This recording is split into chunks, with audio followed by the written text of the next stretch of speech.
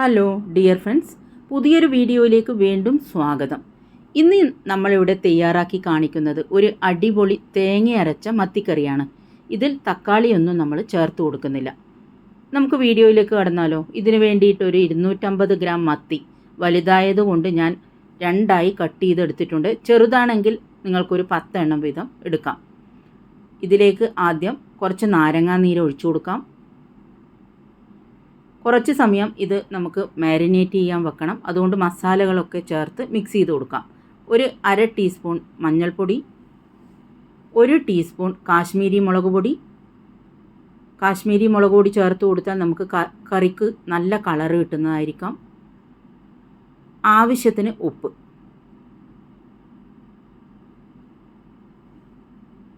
ഇതൊക്കെ ചേർത്ത് കൈകൊണ്ട് നന്നായി മിക്സ് ചെയ്ത് കൊടുക്കാം. നമുക്കറിയാം മത്തിയിൽ ധാരാളം പോഷക ഗുണങ്ങൾ അടങ്ങിയിട്ടുണ്ട്.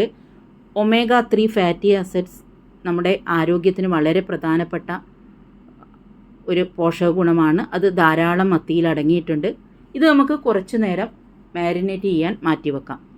ഇനി ഇതിലേക്ക് ചേർക്കാനുള്ള തേങ്ങ അരച്ചെടുക്കണം. ഇവിടെ ഞാനൊരു 1/2 മുറി തേങ്ങ ഓൾറെഡി ചിരകി വെച്ചതാണ്. അതൊരു മിക്സിയുടെ ജാറിലേക്ക് ഇട്ട് കൊടുക്കാം. ഇതിലേക്ക് വീണ്ടും ഒരു 1/2 ടീസ്പൂൺ മഞ്ഞൾപ്പൊടി ചേർത്ത് കൊടുക്കാം. 1 ടീസ്പൂൺ മുളക് പൊടി, ഒരു 1/2 ടീസ്പൂൺ ജീരകവും ഇട്ട് കൊടുക്കാം. ജീരകത്തിൻ്റെ ടേസ്റ്റ് ഇഷ്ടമല്ലെങ്കിൽ ചേർത്ത് കൊടുക്കണ്ട. ആവശ്യത്തിന് വെള്ളം ചേർത്ത് കൊടുത്ത് നന്നായി നൈസായി നമുക്ക് അരച്ചെടുക്കാം. അതുപോലെ തന്നെ ഇവിടെ ഞാൻ ഒരു നാരങ്ങയുടെ വലുപ്പത്തിൽ പുളിയും കുതിർക്കാൻ വെച്ചിട്ടുണ്ട്. ഇനി നമുക്കൊരു ചട്ടി ചൂടാക്കാൻ വെച്ചിട്ടുണ്ട്. അതിലേക്ക് 2 ടേബിൾ സ്പൂൺ വെളിച്ചെണ്ണ ഒഴിച്ചു കൊടുത്തു. 1 ടീസ്പൂൺ ഉലുവ, 2 ഉണക്കമുളക്.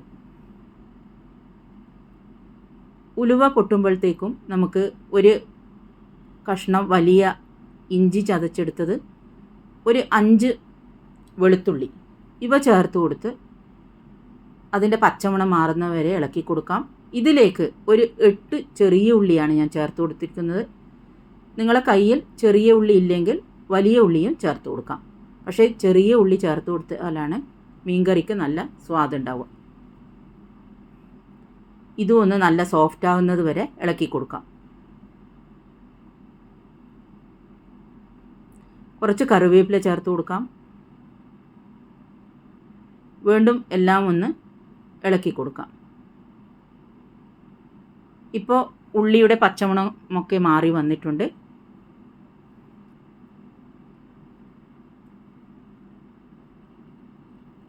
ഇതിലേക്ക് ഒരു ടീസ്പൂൺ മുളക് പൊടി കൂടി ചേർത്ത് കൊടുക്കാം. ഇതിൻ്റെയും ഒരു പച്ചമണം മാറുന്നത് വരെ ഒന്ന് ഇളക്കി കൊടുക്കാം. ഇപ്പോൾ ഏകദേശം ഒരു 3 ടീസ്പൂൺ മുളക് പൊടി നമ്മൾ ചേർത്ത് കൊടുത്തിട്ടുണ്ട്. നമ്മൾ നേരത്തെ അരച്ചു വെച്ചിരിക്കുന്ന അരപ്പ് കൂടി ഈ സമയത്ത് ചേർത്ത് കൊടുക്കാം. ആവശ്യമായ വെള്ളം ഒഴിച്ചു കൊടുക്കാം. എല്ലാം ഒന്ന് നന്നായി മിക്സ് ചെയ്ത് കൊടുക്കാം.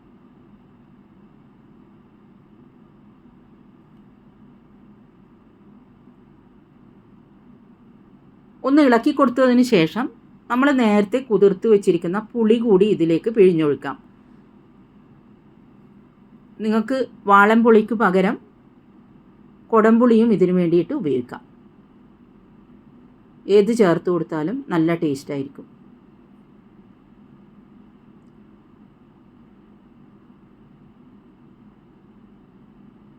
നല്ല എരിവും പുളിയും ഒക്കെ മത്തിക്കറിക്ക് ഉണ്ടാകുന്നത് വളരെ ടേസ്റ്റായിരിക്കും. എല്ലാം ഒന്ന് ഇളക്കി കൊടുത്ത്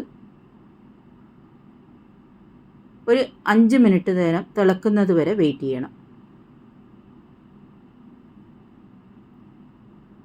കുറച്ചുകൂടി വെള്ളം ചേർത്ത് കൊടുക്കാം. ഇപ്പോൾ നിങ്ങൾക്ക് കറിയുടെ കളറൊക്കെ കണ്ടാൽ മനസ്സിലാവും. നല്ല കളറൊക്കെ വന്നിട്ടുണ്ട് കറിക്ക്. ഒന്ന് അടച്ചു വെച്ച് ഒരു 5 മിനിറ്റ് തിളപ്പിച്ചെടുക്കാം. ഇപ്പോൾ ഒരു 5 മിനിറ്റ് കഴിഞ്ഞിട്ടുണ്ട്. നല്ലവണ്ണം തിളച്ച് വന്നിട്ടുണ്ട്.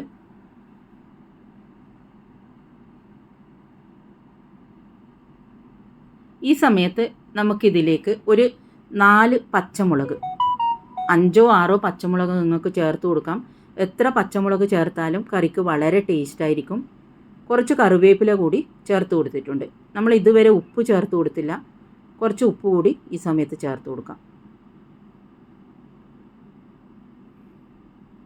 ഇനി നമുക്ക് നേരത്തെ മാറ്റി വെച്ചിരിക്കുന്ന മത്തി അതുകൂടി ഈ സമയത്ത് ചേർത്ത് കൊടുക്കാം.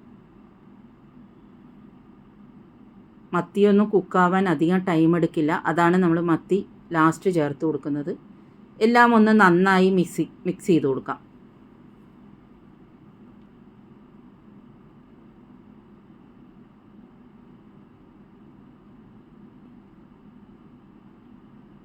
ഈ സമയത്തൊന്ന് ഉപ്പ് നോക്കി ആവശ്യമെങ്കിൽ നിങ്ങൾക്ക് കുറച്ചുകൂടി ഉപ്പ് ചേർത്ത് കൊടുക്കാം.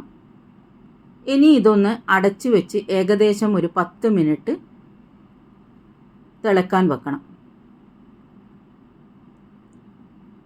ഇപ്പോൾ ഒരു 10 മിനിറ്റ് ആയിട്ടുണ്ട്. കറിയൊക്കെ നന്നായി തിളച്ച് വന്നിട്ടുണ്ട്.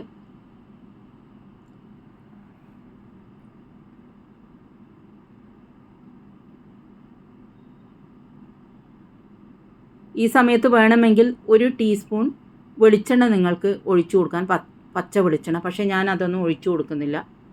കുറച്ച് കറിവേപ്പില കൂടി ചേർത്ത് കൊടുക്കാം. ഇപ്പോൾ നമ്മുടെ തേങ്ങ അരച്ച മത്തിക്കറി, തക്കാളി ചേർക്കാത്ത തേങ്ങ അരച്ച മത്തിക്കറി ഇവിടെ സെർവ് ചെയ്യാൻ തയ്യാറായിട്ടുണ്ട്. എല്ലാവരും ഒരു പ്രാവശ്യമെങ്കിലും ട്രൈ ചെയ്ത് നോക്കണം. അഭിപ്രായങ്ങൾ അറിയിക്കണം. വീഡിയോ ഇഷ്ടമായെങ്കിൽ ഷെയർ ചെയ്ത് കൊടുക്കാനും അതുപോലെ സബ്സ്ക്രൈബ് ചെയ്യാനും മറക്കരുത്. Thank you.